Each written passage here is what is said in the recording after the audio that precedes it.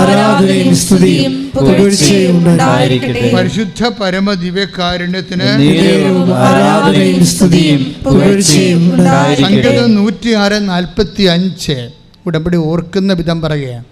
ഉടമ്പടി ദൈവം ഓർക്കണം. നമ്മൾ എന്തുകൊണ്ടാണ് ഉടമ്പടിക്ക് പറ്റുന്ന രീതിയിലുള്ളൊരു ജീവിതം ക്രമീകരിച്ച് പോണത്? നമ്മുടെ കഷ്ടപ്പാടിൻ്റെ സമയത്ത് ദൈവം നമ്മുടെ ഉടമ്പടി ഓർക്കണം. ഉടമ്പടി ആക്ടിവേറ്റ് ചെയ്യണത് ഉടമ്പടി ദൈവം ഓർക്കുമ്പോഴാണെന്ന് വീണ്ടും സങ്കീർത്തനം 106:45. 106 സങ്കീർത്തനം 45 തിരുവചനം. അവിടുന്ന് അവർക്ക് വേണ്ടി തന്റെ ഉടമ്പടി ഓർമ്മിച്ചു. പറഞ്ഞേ, അവിടുന്ന് അവർക്ക് വേണ്ടി തന്റെ ഉടമ്പടി ഓർമ്മിച്ചു. തന്റെ കാരുണ്യാതിരേകം മൂലം